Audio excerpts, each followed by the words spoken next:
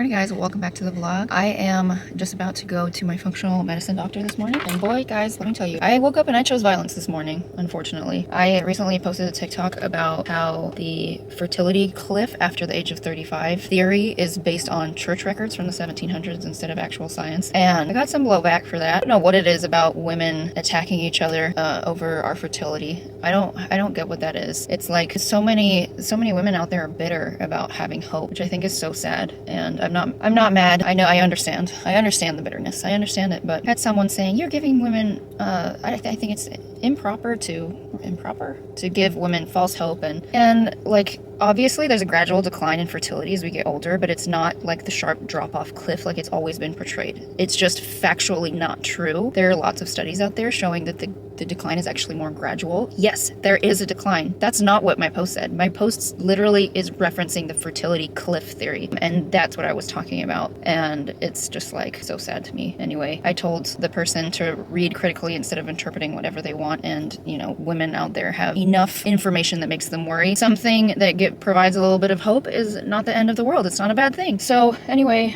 that pissed me off, and I am currently in a bad mood now, but I'm trying to let it go. This is just like content creation. People, you get trolls, you get people like who disagree with you, and you get people who pick fights, and you just have to let it roll off your back. And most of the time I do, but today it really got under my skin because like I'm one of those women. Okay, I'm one of those women, and I want to have a little bit of hope. Let me have my hope, you know, and get off my back. I am going to go now. I'm going to my functional medicine doctor. Like I said, I'm gonna ask them about hopefully supporting my progesterone a little bit better, because I've been having to self-administer progesterone and I don't want to have to do that. I want to have the help of a doctor, even though like I know what I'm doing because I've been prescribed it before. I know how much to take. I'm not going to take too much. That's not me. So I am going to ask them about that. And then I also wanted to find a way to do reproductive immunology testing that is not like $8,000 to $10,000. So I'm going to ask them if they can run some labs for me to get like, you know, clotting factors, like autoimmune stuff, what else, inflammation, and that sort of information. So we'll see if they will be open to that, but I will update you guys after I come out.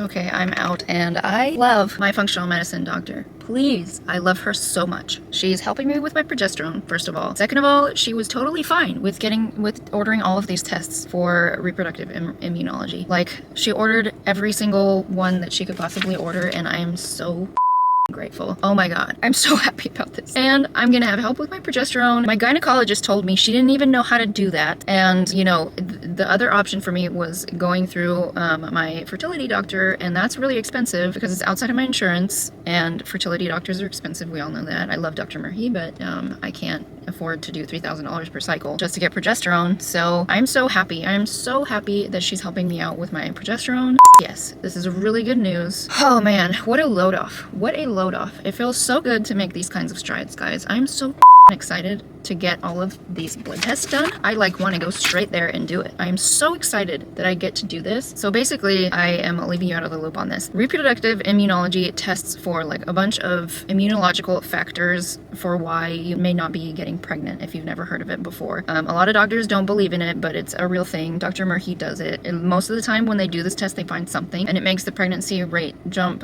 in IVF jump from 40 to like 70 to 90% success rate. So there's often a reason why you're not getting pregnant, and sometimes like all the other testing that you've done just isn't enough, and this is like there's some kind of factor that you can figure out with doing this kind of testing. And there's also a European clinic that does it. It's called Fertilisis. They're out of Greece, and it's much cheaper, but if you get it done in the US, it's like $8,000 to $10,000 to have your fertility clinic manage the testing, do the testing, and then I don't even think that covers the cost of whatever treatment you might need. So $8,000 to $10,000 is just insane. So I asked ChatGPT to help me to find a way to do this more inexpensively, and so it mapped out a way for me to use my insurance for some of the tests, to ask my functional medicine doctor to order them for me, and then do the rest through a European clinic, which is what I'm planning on doing. So I'll keep you guys posted with that, and whatever I find. I am excited about that, and yeah, that's it for now.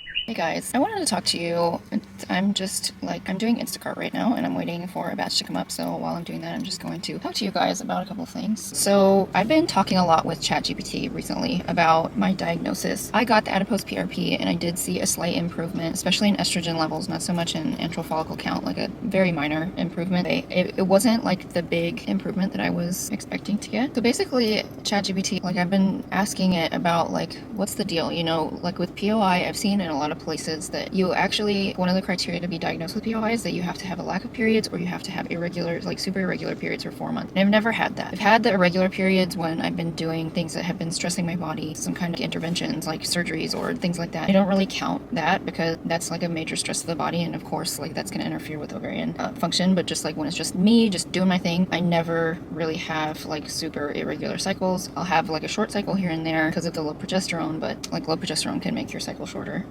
It'll make your luteal phase shorter, and it can cause spotting and a whole bunch of other things. But I digress. So basically I was like, ChatGPT, does this mean I don't have primary ovarian insufficiency? It was like, and I know ChatGPT is not a doctor, but it does, like there have been a whole lot of instances where it has come up with a better diagnosis than doctors, or it's been able to find a diagnosis when doctors haven't been able to. Have heard a lot of stories. And so anyway, ChatGPT said, no, it's probably not full-blown POI. You're on the spectrum of ovarian dysfunction. Again, I don't know if this is true. I could be wrong. ChatGPT is not a doctor, but that's what it said. And we've been exploring the fact that I've got hypothalamic pituitary adrenal ovarian axis dysfunction that can really affect ovarian function, and the fact that I have severe issues with anxiety, with blood sugar regulation, with mitochondrial function and inflammation, and those can all be things that completely like really affect your ovarian function. And so this is the thing that I've been wanting to talk to you guys about, is that maybe I am considered to have POI, but I don't know if the origin is actually damage to the ovaries or if it's hormone signaling and like the communication between these different systems in the body, which can harm or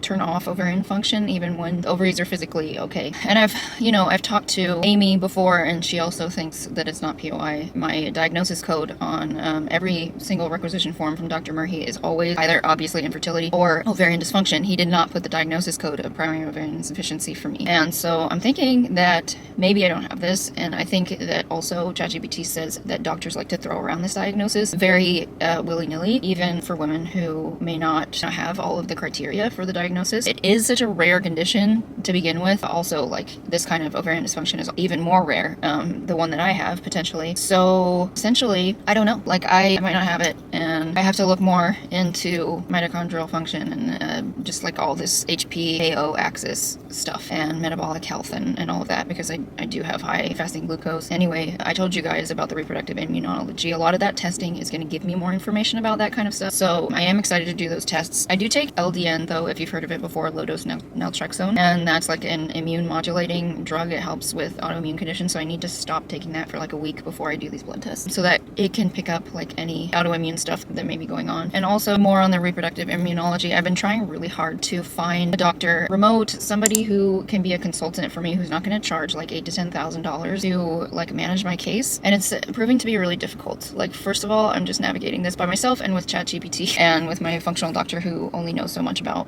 reproductive stuff. And so basically ChatGPT came up with like a whole testing plan for me, and one of the things it wanted me to do is go through my functional doctor and get like all the tests they could order done, and then some more specialized tests I might have to go to a lab here and pay for them, and then some even more specialized tests I would have to find a European clinic who could do those for me. But I have as yet been unable to find one that will work with remote patient. I've been talking to clinics in Spain and the Czech Republic. I've been trying to like scour the internet to try and find someone who can help me get this testing done, but nobody really wants to work with remote patients. So if you've ever gone through reproductive immunology, I would really appreciate it if you could give me some pointers. Please know I'm on a limited budget. My insurance does not cover fertility because it's through the state, not through like a job or anything. So as of right now, that does not include fertility stuff. So this testing is going to be out of pocket. I looked at Fertilisis also. I don't know if I mentioned that. I did. I mentioned Fertilisis. So they do some testing, but they don't do all of it. It's not as comprehensive as the Pregme and Irma testing that we have here in the United States, but I can't find anyone who will order that Pregme and Irma test for me. Again, I want to find someone who's not gonna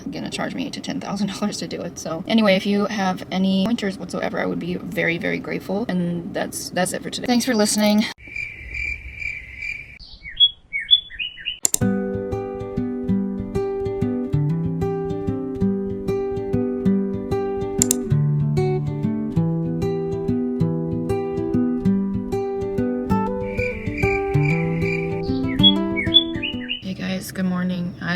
am just about to go into acupuncture. I'm having a rough day. I just took a pregnancy test yesterday and it was negative. I took another one this morning and it was negative. And I'm just feeling so hopeless. I'm questioning whether this is ever gonna happen for me. It's been so long. So I just wanted to be honest with you guys. This is how I'm feeling. This is really hard. I don't know what to do. I am fighting back tears right now. And I have been since I woke up. And I'm probably not gonna vlog very much more because I don't even know what I'm doing today other than acupuncture. Give you an honest update about how I'm doing. Hey guys, it's another day. I just got back from Whole Foods and I'm gonna do a little haul of the things that we get every week. So I really like this Lester Evil popcorn. It's organic. I usually like to get the ghee one because this has butter flavor in it, which I'm not super excited about, but it is at least organic and it's made with coconut oil.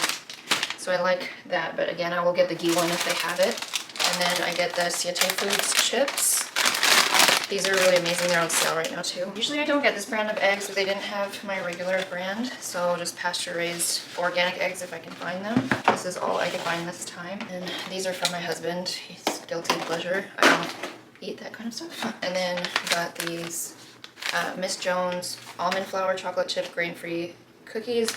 These do not have any refined sugar in them. They're made with coconut sugar, I believe. Yeah. These are so good. And then some organic bacon. We like to do sometimes like this potato soup, and I'll mix like bone broth protein into the potato soup, and then we'll do like bacon. That's kind of like an easy thing. And then we'll also do gluten-free carbonara with the jovial gluten-free capellini, and we'll do carbonara with that. I got these udon noodles. I like to make like a little stir-fry, chicken stir-fry thing with these. And then I'll do like a yakisoba sauce. If you just Google yakisoba, and then I just use like healthy ingredients for all the different things. So I don't use like regular ketchup. I'll use like a Primal Kitchen ketchup, like definitely organic ketchup, and I'll use like an organic tamari instead of just regular soy sauce, and just like that for every single ingredient for the yakisoba, and it is so good. I got some grass-fed ground lamb and grass-fed ground beef. I like to make some Greek-style meatballs with this. I just mix the two together. I add some cumin, some garlic powder, and salt, and then that is really good. And then I'll make like gluten-free naan bread, and we'll make little gyros with those. That's very good. And then I got some pasture-raised chicken thighs. Again, these are for that Asian noodle dish that I will do. I'll just pressure cook them and then shred them and then use that. Got some salmon. We have salmon once a week. And then I got this Base Culture sourdough bread. This is really good. I think it's keto friendly actually too, and paleo. It's got good ingredients in it as well. It's like the best ingredient gluten-free bread I can find. And then I got these as a guilty pleasure. I love ube. Fun fact, if you didn't know, I actually grew up in Hong Kong, and so I had like lots of ube. I had ube flavored ice cream a lot as a kid, and taro everything. These are gluten-free, and the ingredients are not perfect, but they're okay. So. Then I got some tapioca flour. My husband's from Argentina, and he loves to make what they call their chipa, or Brazilian cheese breads, is they're more commonly known here, but in Argentina they're called chipa. And you use tapioca flour and parmesan and some other ingredients, but we're gonna do that. Then I got some cottage cheese, full fat cottage cheese, and I got some grass-fed A2 kefir for my husband. I got some organic chocolate ice cream because I'm on my period and I'm craving chocolate things at the moment. Okay, Primal Kitchen buffalo sauce. I used this on my wings. I did not buy the party wings from Whole Foods because they didn't have them. So we got some from Pasture Bird. So I do paleo wings. I use arrowroot starch to coat them, and then I bake them in the oven until they're crispy, like 30 minutes, and then I'll take them out, dip them in this, turn up the oven, and then put them back in until they get really crispy again. And they're so good. And then I just got like 50 different kombuchas. They're all covered in flour, unfortunately, so I'm gonna have to clean that up. But there's that. And then let's see what else we have here. And as halloumi is the best cheese in the whole world. If you've never tried it, this is made with sheep's and goat's milk. It's not made with cow's milk. It's an A2 protein, and it's the best cheese in the whole world, in my opinion. Organic pork loin, some more ground beef. This is the Force of Nature brand. This one has beef liver and beef heart in it, so you get the added benefit of the organ meats. And some chicken breast to do like grilled chicken breast. A2 grass-fed milk. Primal Kitchen mayo, sorry, ranch dressing. So these are really good because they don't use any bad ingredients in them. I love this brand, so I will always try to use their sauces if I can. Avocado oil, mayo, and that's pretty much it. So I'm gonna go ahead and put all of this stuff away, and I will catch you guys later. It's another day. I just wanted to film a little outro for this vlog. Hopefully this gave you kind of a little bit of a realistic sampling of what my life is like. Also, like, what's going on with my health, what's going on in my mind as far as all of this fertility stuff goes. You can see that some days, I mean, I went from crying to like totally fine. Another day, that's pretty much how it goes for me. I mean, I have hard days. I absolutely have hard days, and I have days where I don't have any hope, and I have days where I feel fine and I feel super hopeful, and that's just the reality of the situation that I'm going through. On the topic of POI, ovarian dysfunction, and all of that, I just wanted to talk to you guys a little bit more about that. From what I read, low AMH does not necessarily mean early menopause. I was talking to somebody in my community on DMs over on Instagram, and she was talking about how she was worried about early menopause because she has POI, but she still cycles and she's still going through fertility treatments. And that made me curious, so I went and I searched a little bit, and from what I found, like, you can have low AMH for many years, and it doesn't necessarily mean you're going to go into early menopause. This is so hard to be in this space where you exist sort of between where you have something that is so poorly understood that you're having to do a lot of the research yourself, because a lot of doctors just treat POI like it's irreversible, you're going into early menopause and that's it, like that's it. And the reality of what I've seen from having this and connecting with other women who have it is also very different. And by it, I just mean some spectrum of ovarian dysfunction, low AMH, DOR, POI, whatever they want to call it. There have been so many situations where I've seen women come out of POI. I've seen women get pregnant with POI. I've seen women lose their cycles and then have it come back. I've heard of women being told they were already in early menopause and then they get pregnant. I mean, they're so, like, the spectrum is so wide of just experiences. And again, I saw like someone who had 0.0 something AMH, and then like later they started doing fertility treatments and they had three follicles. So AMH changes from month to month. It's more about the amount of follicles that are developing in the ovaries at any one time. It's more of a predictor of your reproductive potential through assisted reproductive techniques like IVF and IUI. It is not so much to do with your potential to get pregnant naturally. If you are ovulating every month and if your hormones are at decent levels, you can get pregnant. There might be something else going on that's preventing pregnancy. In my case, that could be what's happening, or it could have been the progesterone. I don't know, and I'm not going to know until I do further testing or I get pregnant after being on progesterone. And so this is something that I just wanted to talk to you a little bit about. Of course, please know that I'm not a doctor. I'm not a scientist. I'm just someone who has this condition and has been researching it obsessively since they've been diagnosed with it. I pretty much research something about it every single day since I've been diagnosed, and it's been like 2.5 years. There's not a day that goes by that I don't think about it. There's not a day that goes by that I don't read something about it. And so I'm not saying that makes me an expert, but it does mean that I am probably spending a lot more time reading about the condition than most doctors who don't specialize in it. But again, I'm not trying to talk myself up and say that I know everything. I'm not trying to talk myself up and say that I know better than doctors. It's an area of intense interest for me, obviously, because I believe that I can get better and I believe that I can heal. Anyway, also we know that POI and ovarian dysfunction can be caused by different things. It can be caused by autoimmunity. It can be caused by damage to the ovaries from surgery. It can be caused by hypothalamic pituitary adrenal ovarian dysfunction. It can be caused by environmental toxins. Sometimes intense stress even can, like, I met someone who got diagnosed with POI after they lost their period after their father died, and then they started cycling like a couple of years later and their period came back and they've been cycling like since then. So just so you know, there's a spectrum, and just because that's what the accepted dogma is, that POI is irreversible and there's nothing to be done about it, it's not necessarily true. Again, I don't want to give anybody false hope,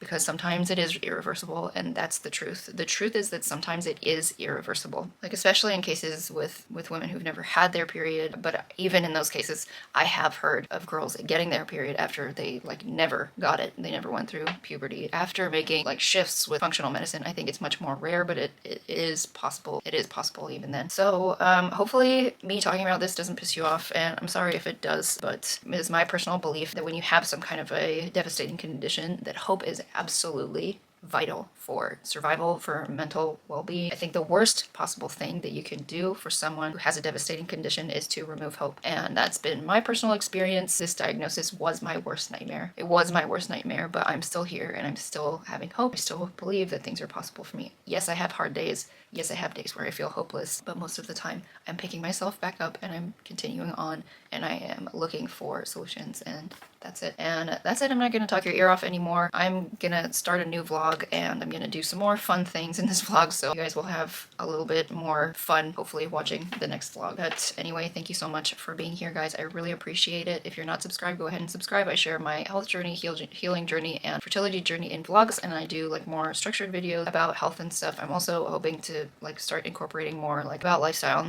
and things more soon, because I've been kind of pigeonholing myself into the health and fertility space. There's a lot more to me and I would like to share that with you guys. Of course, this is still going to be the bulk of my content, but I want to branch out a little bit more, so hopefully you guys are open to that. Anyway, thanks so much for being here. I'll see you guys in the next one. Bye.